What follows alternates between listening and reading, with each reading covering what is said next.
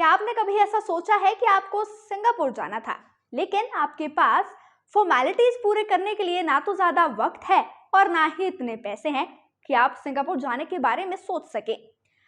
Singapore का नाम जहन में आते ही खूबसूरत इमारतों से सजे शहर की छवि दिल और दिमाग में बस जाती है, लेकिन सिंगापुर जाना सबके बस की बात नहीं होती है।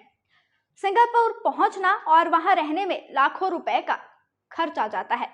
साथ ही वहां पहुंचने के पहले आपको पासपोर्ट और वीजा की जरूरत होती है, लेकिन भारतीय रेल ने इसे सुगम कर दिया है। अगर आप भी सिंगापुर जाना चाहते हैं तो आपको अब केवल रेलवे काउंटर पर जाकर टिकट कटाना होगा, जिसके बाद आप सिंगापुर पहुंच सकते हैं।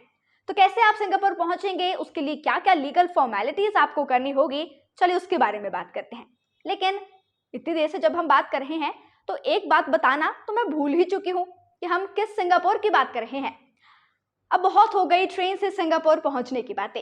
ये बात सही है कि आप ट्रेन से सिंगापुर जा सकते हैं, लेकिन हम उड़ीसा में स्थित सिंगापुर रोड स्टेशन पहुंचने की बात कर रहे हैं। भारतीय रेलवे देशवासियों के लिए लाइफलाइन है। हर दिन करोड़ों लोग ट्रेनों में सफर करते हैं। ट्रेन से सफर के दौरान अक्सर हम खिड़कियों से झांककर गुजर रहे स्टेशंस का नाम पढ़ने की कोशिश भी करते हैं।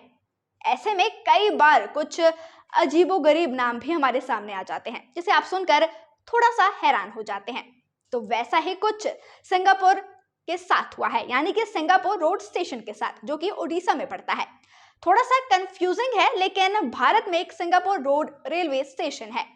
यहाँ से बिलासपुर तिरुपति एक्सप्रेस, समता एक्सप्रेस, हीराखंड एक्सप्रेस समेत 25 से ज्यादा ट्रेनें गुजरती है। इन ट्रेनों से गुजरते समय आपको ये स्टेशन जरूर दिखेगा। Singapore road railway station railway की एक बड़ी लाइन पर है। यहाँ से कई सारी एक्सप्रेस और सुपर फास्ट ट्रेन गुजरती है। हमारे देश में कई अजीबोगरीब नाम वाले रेलवे स्टेशन है, और ऐसा नहीं है कि सिंगापुर रेलवे स्टेशन ही उसमें शामिल है, और भी बहुत कुछ है। जैसे कि एग्जाम्पल्स के तौर पर आपको बताते हैं, मध्य प्रदेश की राजधानी भोपाल में एक सहेली नाम का रेलवे स्टेशन है। वहीं अगर राजस्थान के जोधपुर की मैं बात करूं तो वहां पर बाप नाम का एक रेलवे स्टेशन है। वहीं जयपुर की तरफ बढ़ते हैं तो वहां पर एक स्टेशन है जिसका नाम साली है, और वहीं उदयपुर में रेलवे स्टेशन है जिसका नाम है नाना। तो आप देख सकते हैं कि कितने अजीबोगरीब यहाँ पर नाम दिए गए हैं। तो वैसे ही सिंगापुर के साथ भी देखने को मिला है।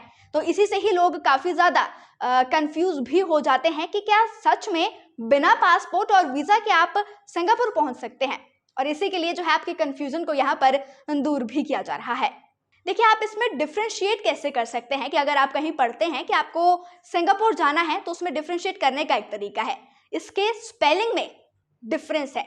यानी कि अगर मैं दूसरे देश की यहाँ पर बात करूं, सिंगापुर की बात करूं, तो उसकी स्पेलिंग है SINGAPORE, और वहीं अगर मैं रोड स्टेशन की यहाँ पर बात करूं जो इंडिया में है, उसका है SINGAPOR।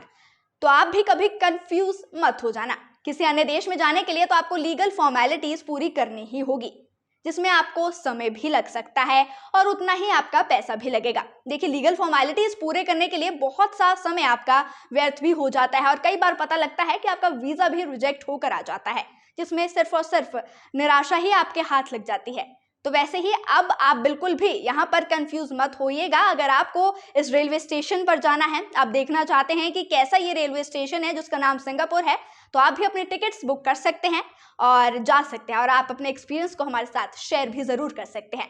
और ऐसे ही तमाम जानकारियों के लिए आप बने रहिए नेशन स्पीक्स के साथ। नेशन स्पीक्स के यूट्यूब चैनल को लाइक, शेयर, सब्सक्राइब करना बिल्कुल भी ना भूलिए।